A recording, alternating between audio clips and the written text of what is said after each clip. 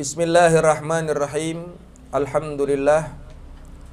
Alhamdulillahirabbil alamin wassalatu wassalamu ala asyrafil anbiya'i wal mursalin sayyidina wa maulana Muhammadin wa ala alihi wa sahbihi ajma'in. Amma ba'du. Fa inna asdaqal hadits kitabullahi ta'ala wa khairal hadi hadiyu sayyidina Muhammad sallallahu alaihi wasallam. Asyarrul umur muhdatsatuha wa kullu muhdatsatin bid'ah wa kullu bid'atin dalalah wa kullu dhalalatin finnar. Kita melanjutkan pembahasan kitab Sulamut Taufiq, masih dalam pasal atau bab terkait maksiat lisan.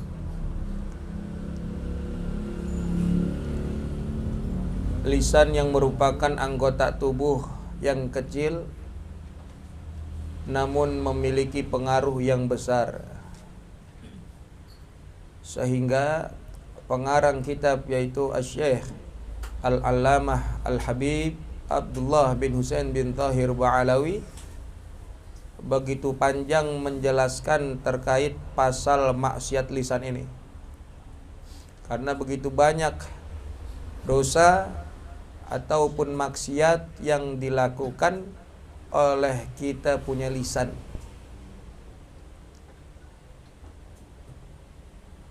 Bismillahirrahmanirrahim. Qala al-muallif rahimahullahu taala wa dama nafa'a bihi wa bi ulumihi fid dharaini amin.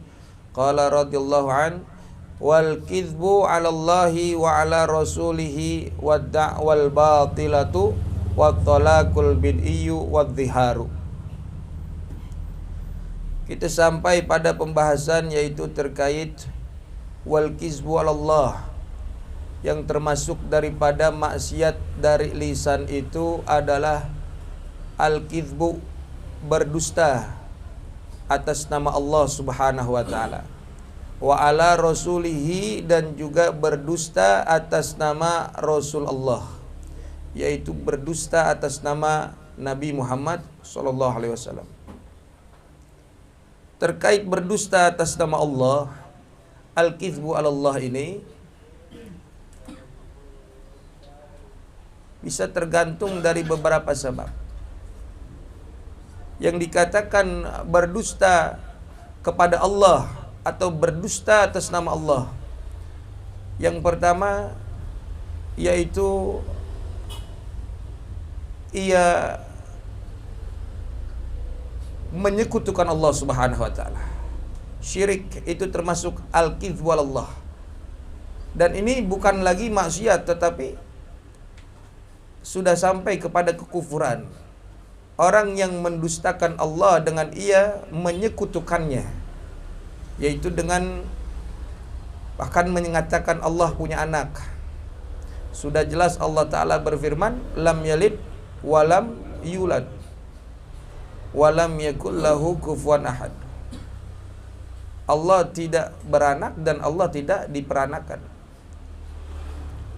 Maka bagi mereka orang-orang yang mengatakan Allah punya anak itu termasuk adalah suatu kemaksiatan, bahkan sampai ke dalam kekufuran. Orang yang berbuat dusta kepada Allah dengan ia menyekutukan Allah itu masuk kepada kategori orang yang kafir. Itu yang pertama. Yang kedua, juga bisa dikatakan ia berdusta atas nama Allah itu adalah ia berbicara atas nama Allah yang padahal Allah tidak menyebutnya. Seperti begini, Allah mewajibkan hal ini padahal Allah enggak ngewajibin. Qala Allah Ta'ala, dia bilang bla bla bla bla, dia bilang hakadha, padahal Allah enggak berfirman seperti itu. Ini namanya berdusta atas nama Allah, berdusta atas nama Allah. Dan ini masuk ke dalam kemaksiatan lisan. Mau biar kaca untuk kebaikan seseorang juga nggak dibenarin juga. Misalkan kita ingin mengingatkan seseorang Umpamanya kita ingin mengingatkan seseorang untuk jalan kepada kebaikan, tapi kita mendustakan nama Allah. Kita bawa nama Allah, kita berbicara kepada orang tersebut, padahal Allah tidak menyampaikan hal yang demikian. Begitu. Faham sahabat? Faham enggak? Ya, mendustakan nama Allah dan mendustakan atas nama Rasulullah. Dia bilang qala Rasulullah, dia nyatakan hadis begini begitu, padahal Rasulullah enggak menyampaikan hadis seperti itu. Maka kita yang mau menghafal Quran, yang mau menghafal hadis, itu harus benar-benar. Jangan sampai kita mengatakan ini hadis padahal bukan hadis. Paham? Ya. Bahkan Rasulullah mengingatkan, man kadzdzaba alayya muta'ammidan falyatabawwa maq'adahu minan nar. Siapa orang yang dia mendustakan atasku, kata baginda Rasulullah SAW, yang berdusta atas namaku, maka ia akan ditempatkan di nerakanya Allah Subhanahu wa taala. Dia bilang, jangan begitu, kagak boleh. Rasulullah udah nyampein. Emang benar, cuman itu bukan hadis Rasulullah. Itu tidak disandarkan kepada Rasulullah. Maka ia berdusta atas nama Rasulullah SAW. Yang begitu termasuk maksiat lisan. Berdusta atas nama Allah, berdusta atas nama Rasulullah, ini tidak dibenarkan. Kita sebagai orang yang beriman kudu benar-benar milih mana yang betul-betul tertulis di dalam Al-Quran, mana yang betul-betul termasuk dalam kategori hadis. Ya, jangan kita main mentang-mentang baru dipanggil ustadz, kagak boleh, ini hadisnya, padahal bukan hadis. Iya, ya namanya ustadz baru begitu tuh, ya, kegirangan dipanggil ustadz, dikit-dikit dalil, dalil mah ya, ya ada, jangan ya, kita mesti benar-benar jangan sampai kita berdusta atas nama Allah maupun atas nama Rasulullah SAW. Yang kemudian dikatakan bahwa termasuk daripada maksiat lisan adalah wad-da'wal batilatu. Ad-da'wa itu adalah tuntutan. Al-batilah yang batil, yang tidak benar. Tuntutan yang tidak benar. Yang bagaimana yang dimaksud daripada tuntutan yang tidak benar? Kita menuntut satu hak yang bukan milik kita. Ada barang, kita mengaku-ngaku barang tersebut adalah milik kita, padahal bukan. Padahal barang itu adalah milik orang lain. Dan itu adalah tuntutan yang tidak benar. Ini barang saya, padahal bukan.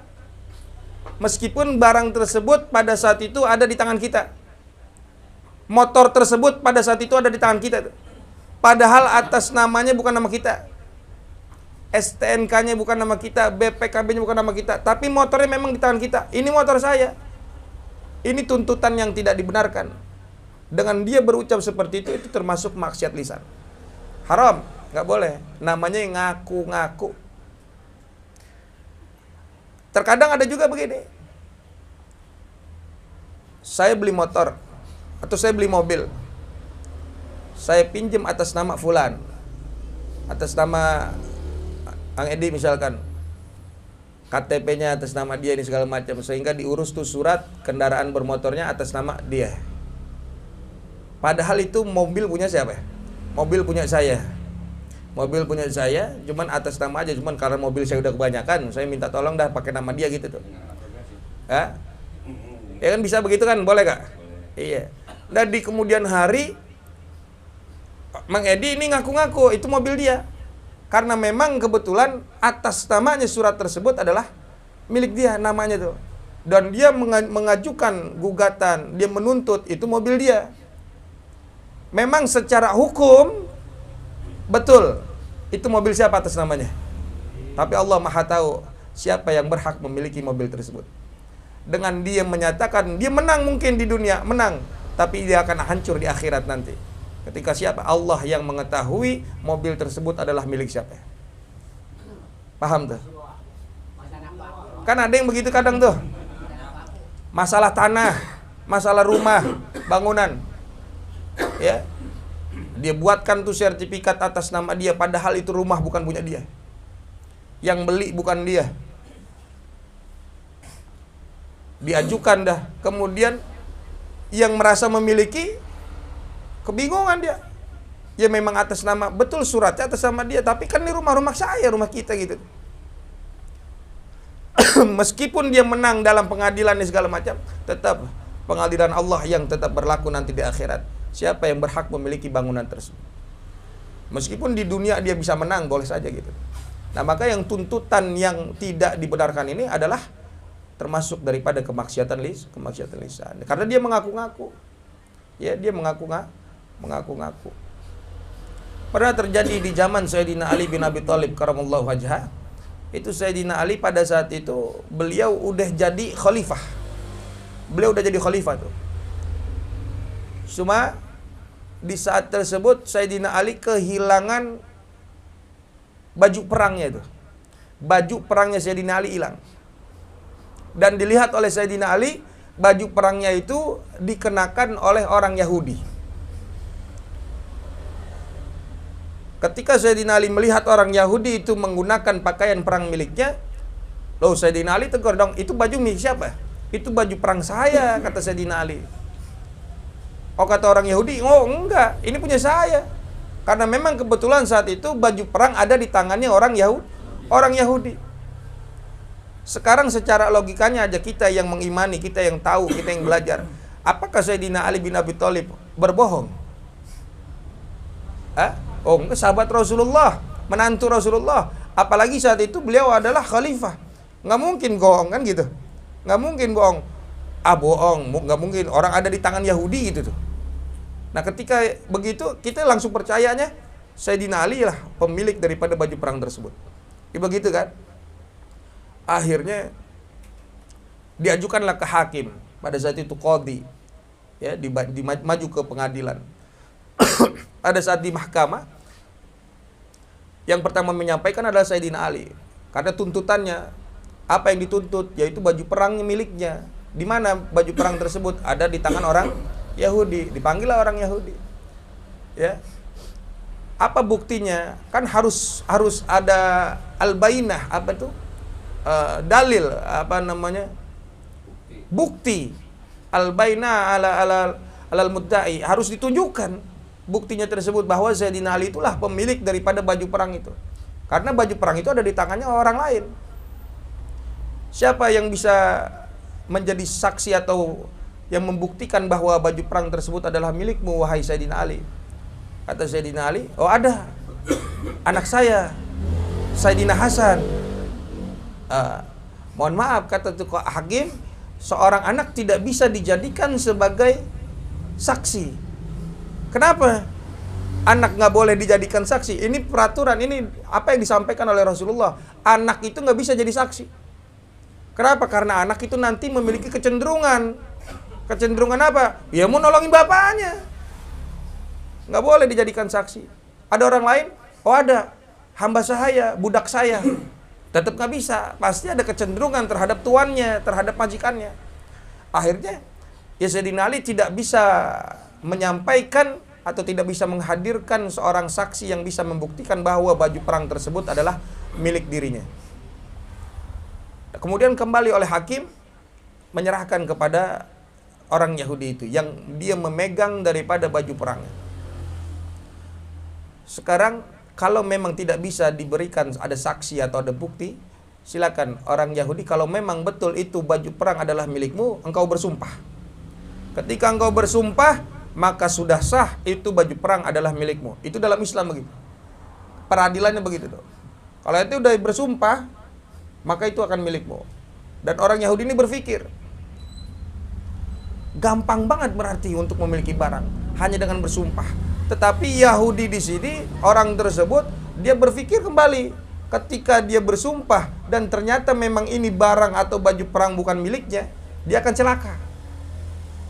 Akhirnya ketika ditawarkan oleh hakim silakan bersumpah, si orang Yahudi ini tidak mau bersumpah bahwa baju perang ini adalah miliknya. Karena dia tahu baju perang ini memang betul milik Sayyidina Ali bin Abi Thalib. Diserahkanlah baju perang ini kepada Sayyidina Ali, dan orang Yahudi akhirnya masuk ke dalam agama Islam. Kenapa? Karena takjubnya ia melihat apa yang ada di dalam hukum-hukum ajaran agama Islam. Jadi kalau kita menuntut satu barang atau yang bukan milik kita, itu termasuk adalah ada wal batilah, tuntutan yang batil, tuntutan yang tidak dibenarkan. Jangan asal main ngaku-ngaku kalau bukan punya kita barang itu. Ya, bahaya. Mau tanah, bara, apa tuh, rumah, bangunan, motor, mobil, ya. Korek saya nih. Ya, tuh bahaya tuh main ngaku-ngaku, jangan. Kalau bukan punya kita jangan. Ya, tulisan kita termasuk kemaksiatan lisan. Kemudian wa talaqul bid'i, dan tolak bid'i. Apa itu tolak? Tolak itu adalah cerai. Ya. Secara hukum perceraian yang tidak ada satu maslahat atau tidak ada masalah apapun, itu hukumnya makruh sejatinya. Cerai yang tidak ada satu masalah apapun, kejelasannya tidak ada problem, maka itu termasuk kemakruhan.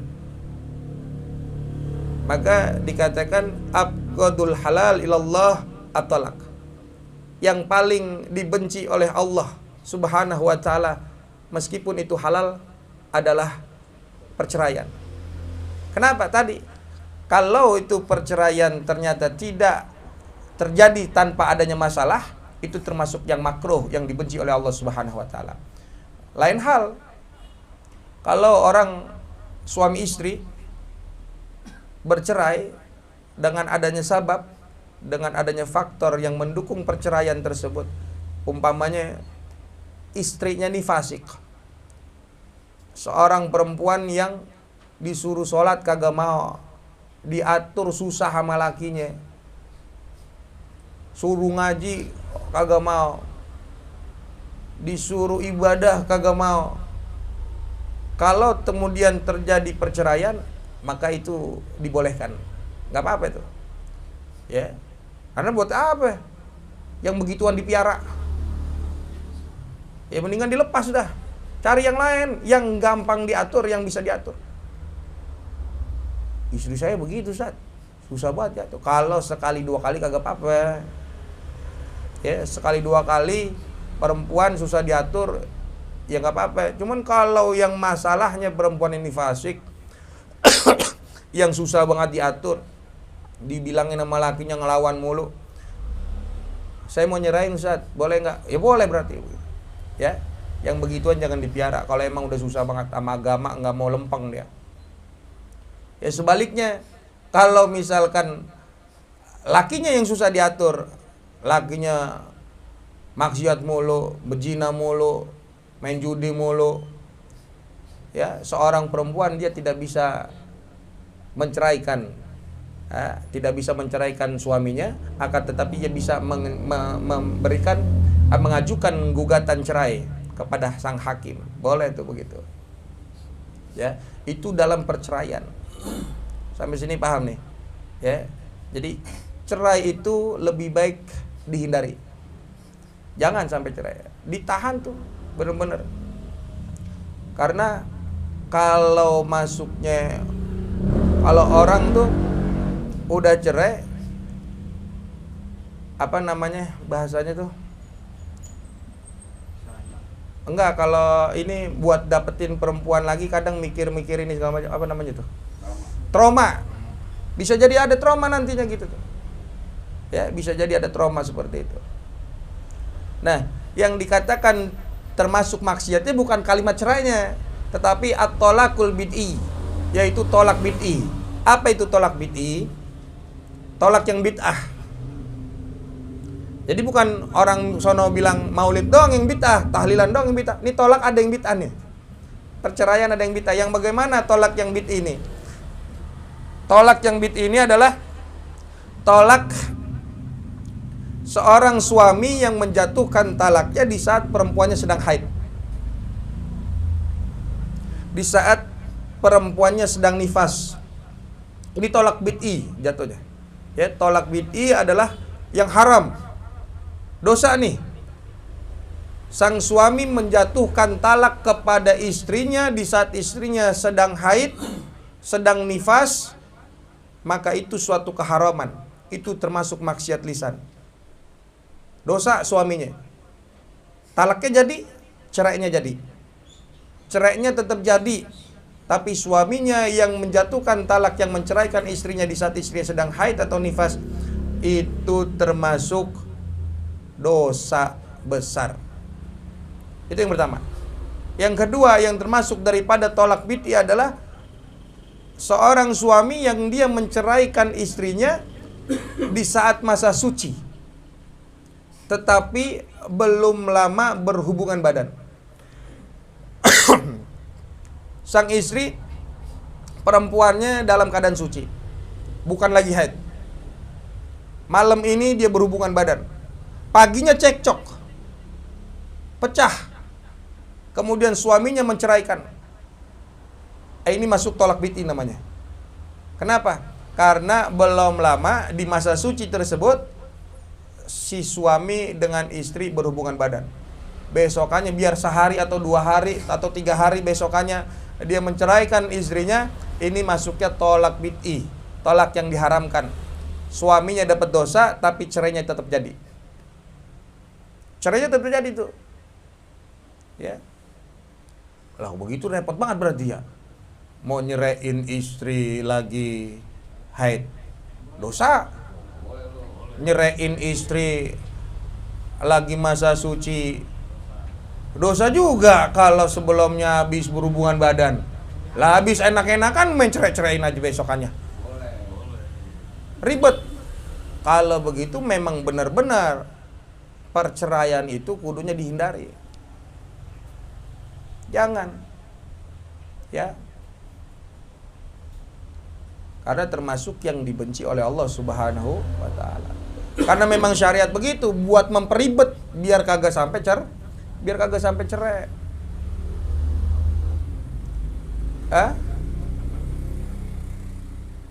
sampai cerai itu begitu. Itu namanya tolak bid'i. Ya. Emang kalau dalam suatu rumah tangga tuh terkadang kita sebelum nikah nih yang mesti kita pikirin, jangan cuman pengen nyari bahagianya doang. Karena dalam rumah tangga itu pasti kita akan menemukan kesusahan, pasti akan menemu masa-masa duka. Piring aja yang kagak punya nyawa beradu bisa bersuara, apalagi kita yang punya nyawa beradu pasti bersuara. Begitu ya, apalagi kalau kenceng beradunya, pecah. Makanya kudu kita jaga, hati-hati. Jangan sampai dalam rumah tangga kita ada perceraian. Kita yang orang laki kudu bener-bener bagaimana caranya ngaji biar kita tahu bisa ngebimbing bini kita, bisa ngebimbing istri kita. Ya, karena saling nyaman atau ketenangan bisa kita rasakan di dalam rumah tangga itu kalau kita pun bisa membingkainya dalam akhlak dan juga agama. Kalau kita tidak bersandar kepada agama, rumah tangga kita berantakan. Rumah tangga kita berantakan. Ya, masalah cerai ini segala macam. Itu kalau begitu, kalau misalkan talak begitu, kita menjatuhin talak. Biar kata talak 1, kita kan nggak boleh berhubungan badan habis itu. Talak 1, kita mentalak istri kita. Saya ceraiin, jatuh talak 1. Nggak boleh kita berhubungan badan tuh. Sekalipun kita berhubungan badan, jatuhnya zina. Caranya bagaimana? Ya rujuk dulu. Saya mau kembali dah. Kita kembalikan lagi dah ya. Kita bayaan lagi dah ya. Kita kayak dulu lagi dah, berumah tangga suami istri dah yang adem. Baru boleh begitu. Cuman jangan dibuat main. Itu udah jatuh talak 1. Besokannya kalau talak lagi, cerai lagi, udah 2. nggak bisa ulang lagi satu lagi. Udah 2, besoknya udah 3, udah habis sudah. Cuma 3 doang jatahnya. Nyawa tuh kesempatan. Jangan, makanya kita jauhin tuh begitu. Jangan sampai ini orang laki ini jangan gampang banget tuh ngomong cerai. Pulang ke rumah orang tua lu. Jangan begitu. Itu bahasa tuh biar kata pulang ke rumah orang tua. Kalau emang niatnya buat nyerain, jatuh tuh. Karena itu masuk bahasa kinayah, kiasan itu. Kecuali kalau pulang kita ke rumah emang rumah orang tuanya lagi ada hajatan, ya pulang kita. Masa iya kagak pulang kan begitu. Namanya itu bukan nyerain, ya. Baik-baik kita dengan nih kita punya lisan. Ya, kalau kita menceraikan tuh dalam masa seperti itu masuknya tolak bid'i, tolak yang diharamkan. Dan itu bisa menjadi dosa. Wadhiharu. Kemudian zihar. Apa itu zihar? Zihar itu adalah menyamakan jasad seorang istri dengan perempuan mahram kita. Menyamakan, memiripkan. Umpama gini, siapa mahram kita? Ibu kita, kakak kita yang perempuan, adik kita yang perempuan, itu mahram kita namanya. Nah kemudian kita menyamakan jasad ya, kita nyamakan jasad. Kita bilang sama istri kita misalkan, badan kamu, punggung kamu atau tangan kamu sama kayak tangan ibu saya. Itu namanya zihar. Itu namanya zihar karena menyamakan tasbihu zaujatahu fil hurmah bimahramihi. Ya, memiripkan seorang suami akan istrinya dengan perempuan mahram yang lain, dengan perempuan mahramnya dia. Itu yang begitu kagak boleh berhubungan badan lagi tuh. Kita ngomong nih sama bini, badan ente mirip sama adik saya yang perempuan. Jatuhnya kita kagak boleh berhubungan badan lagi sama bini. Kenapa? Seperti halnya kita tidak boleh berhubungan badan dengan mahram kita. Seperti halnya kita tidak boleh berhubungan badan atau tidak boleh menikahi ibu kita. Maka dengan dia berzihar, dengan dia menyamakan si istrinya dengan ibunya, maka jatuh hukumnya sama. Ya, karena masalah di sini adalah zihar itu menyamakan jasad adalah istimta. Istimta itu adalah mengambil kenikmatan. Kita kan boleh berhubungan sama bini kita, tapi kan kita nggak boleh berhubungan badan sama ibu kita. Ketika kita memiripkan bini kita dengan ibu, berarti kita tidak boleh berhubungan badan dengan bini kita karena mirip dengan ibu. Itu nggak boleh tuh. Tapi kalau menyamakan atau memiripkannya, masalah sifat batin itu nggak jadi soal, nggak apa-apa ya. Misalkan kayak ente baik banget, kelakuannya begini kayak ibu saya banget, saya ingat ibu saya jadinya, itu nggak apa-apa. Itu sifat ya, keibuan. Atau kita manggil umi, misalkan manggil istri kita mama, mami, mamski misalkan gitu tuh. Ya bukan berarti itu ibu kita, bukan. Tapi kita membahasakan kepada anak-anak kita, umi, ini ibu saya, ini ibu gitu tuh. Ya, bukan kita memanggil istri kita dengan panggilan seperti ibu kita gitu tuh, bukan. Kalau seperti itu tidak termasuk zihar. Yang termasuk zihar adalah menyamakan jasad. Itu haram, maksiat lisan, nggak boleh. Biar kata ente memuji, biar kata kita kayak memuji gitu bahasanya, karena kita nggak tahu ilmunya itu termasuk zihar. Dan yang seperti itu tidak boleh lagi kemudian kita berhubungan badan dengan istri kita. Ya. Atau mungkin nggak sampai di situ, bisa saja seseorang itu menyerupakan atau memiripkan ketika dia berhubungan badan yang dihayalannya adalah perempuan lain. Itu tidak dibenarkan juga, haram, maksiat itu. Berhubungan badan kita dengan istri kita, tapi di bayangan kita misalkan perempuan lain, artis luar negeri. Contohnya begitu, kagak boleh. Iya.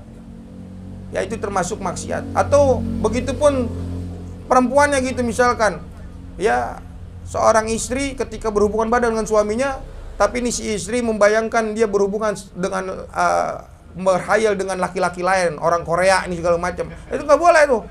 Mana ada orang Korea hidungnya pada pesek banget begitu. Ya nggak boleh. Lah itu kalau lakinya tahu juga habis dikeplak itu. Itu termasuk Ya zihar tadi nggak boleh ya. Zihar tuh nggak boleh, haram.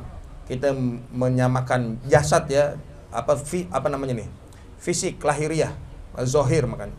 Wa fihi kafaratun, dan di dalam zihar itu ada kafarah, denda. In lam yutlik ba'dahu fauran, jika ia tidak menceraikan setelah zihar itu dengan segera. Ketika dia berzihar, menziharkan istrinya gitu dengan menyamakan jasad ibu istrinya dengan ibunya, kalau dia nggak buru-buru ceraiin, ya, dia nggak buru-buru ceraiin, maka jatuh kafarat namanya. Ya, jatuh kafarah. Apa itu kafarahnya? Apa itu dendanya? Sama ya, seperti yang sudah kita sebutkan. Wahia, dan adapun itu kafarah, itku raqabatin mu'minatin salimatin. Yang pertama yaitu membebaskan seorang budak yang beriman, yang selamat. Maksudnya selamat itu selamat daripada aib, daripada cacat. Membebaskan budak. Fa'in ajaza, maka jika ia tidak mampu, susah nggak nemuin budak zaman sekarang. Kalaupun ada, ya tapi nggak tahu ya ada apa nggak tuh sekarang budak. Kalaupun ada mungkin harganya mahal, kita nggak nyanggup beli, kita nggak nyanggup ngebebasinnya. Shoma syahraini mutatabi'aini, beralih kepada pilihan yang kedua, yaitu berpuasa 2 bulan berturut-turut. Kalau ngebebasin budak kagak nemu, nggak bisa, maka kafaratnya, dendanya atas dia telah berzihar tadi, yaitu dia berpuasa 2 bulan berturut, 2 bulan berturut-turut. Nggak boleh putus. Ya, sekalipun ada uzur, ulang lagi, sakit misalkan di hari ke-59. Lah tinggal acuh lagi tuh. Ya, nggak boleh putus. Di hari ke-59 sakit misalkan, ulang lagi dari pertama. Makanya jangan macam-macam tuh. Ya. Fa'in ajaza, maka jika ia tidak mampu, ama sitina miskinan sitina muddan, ia memberi makan sitina miskinan 60 orang, sitina muddan sebanyak 60 mud. Cari dah 60 fakir miskin. Kalau kagak mampu puasa 2 bulan berturut-turut, maka kafarahnya adalah memberi makan 60 orang miskin, 60 orang fakir miskin sebanyak 60 mud. 60 mud berarti 1 orang fakir miskin adalah 1 mud. 1 mud itu berapa ukurannya? 1 mud itu sekitar 0,6 atau 0,7 ons. Maka kita genepin 1 liter dah, atau 1 kilogram. 1 kilo beras, bahkan yang diberikan adalah makanan pokok, kita kasih beras. 1 orang fakir miskin 1 kilo beras, bikin 60. Kalau kagak mampu juga, terus itu jadi utang, jadi tanggungan. Sampai kapan? Sampai mampu untuk membayar daripada kafarah itu. Wa minha, kemudian, dan sebagian daripada maksiat lisan adalah al-lahnu fil Quran. Al-lahnu itu adalah kesalahan dalam berucap, terpelesetnya lidah, tapi dengan sengaja ya. Fil Quran, di dalam membaca Al-Quran, salah baca harokat atau huruf ya, salah baca. Wa in lam yukhilla bil makna, meskipun belum merubah makna, meskipun ia tidak merubah maknanya. Contoh begini, alhamdulillah, alhamdulillahi, harusnya begitu, cuman dia sengaja-ngaja dirubah alhamdulillahu atau alhamdulillah. Itu termasuk maksiat lisan, gak boleh tuh ya, dosa, haram. Padahal dia tahu yang benarnya adalah alhamdulillahi. Wasu'alu lil ghani, dan meminta-minta lil ghani kepada orang kaya, bimalin au hirfatin, dengan harta atau pekerjaan. Nah makanya ini hukum minta-minta ya, bagi siapa? Bagi orang yang qadir, bagi orang yang mampu. Ketika orang mampu kemudian minta-minta harta, minta-minta kerjaan kepada orang lain, maka itu termasuk maksiat lisan. Minta-minta, Pak, minta Pak, padahal di rumahnya mobil ada 2, motor ada 5, bininya 3. Lah ya, dia kerjaannya jadi tukang minta-minta. Itu kagak boleh. Itu kagak boleh tuh. Haram, dosa dia. Dia minta-minta. pada orang padahal dia adalah orang yang mampu. Ya, ini bukan mampu dalam kategori mampu dia punya harta banyak. Ini mampu dia mencukupi kehidupannya dalam sehari aja. Dia sehari itu bisa makan, tapi dia minta-minta, kagak boleh. Makanya ya, kalau kita minta-minta sama orang, kalau kita kagak punya beras sama sekali, kagak punya duit, lagi mendesak banget tuh, baru itu dibolehkan tuh minta-minta tuh. Baru itu dibolehkan minta-minta. Makanya nggak boleh hukumnya itu ya dalam Islam, kagak boleh jadi tukang minta-minta, apalagi itu minta-minta jadi profesi. Hina banget Islam kayaknya. Ya selama dia bisa kerja, silakan kerja gitu. Ya. Kalau emang lagi kagak punya, kalau emang sebenarnya ada, kita ada nih tapi ada kebutuhan lain, lebih baik minjem dah. Jangan minta-minta, minjem, silakan minjem. Kalau minjem masih dibolehkan. Cuman dengan niatan ngegantiin, jangan minjem tapi niatnya kagak mau ganti.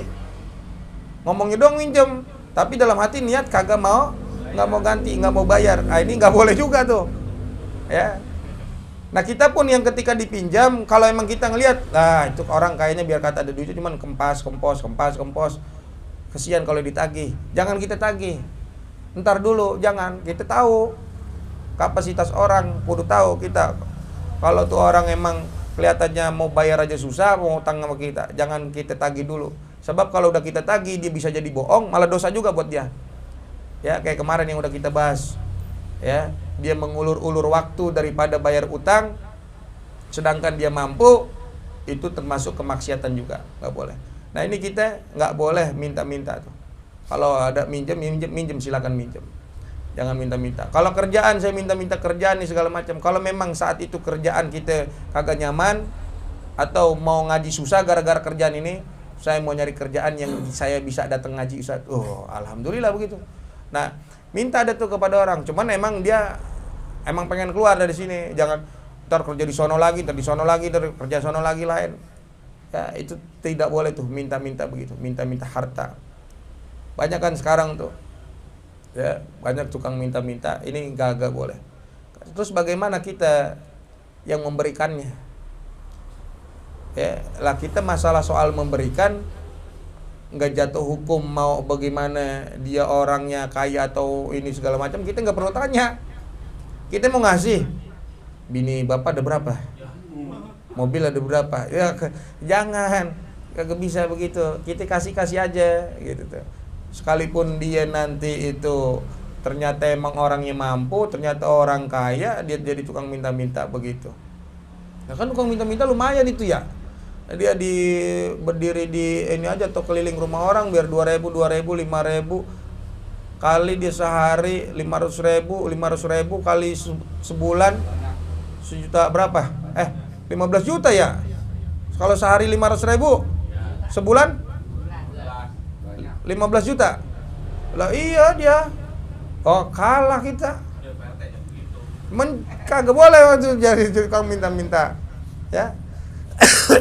Kagak boleh. Jatuh hukumnya haram, termasuk maksiat lisan. Kalau kita lagi butuh mendesak, nggak apa-apa di saat itu kita meminta. Minta kepada siapa? Minta kepada Allah sejatinya gitu.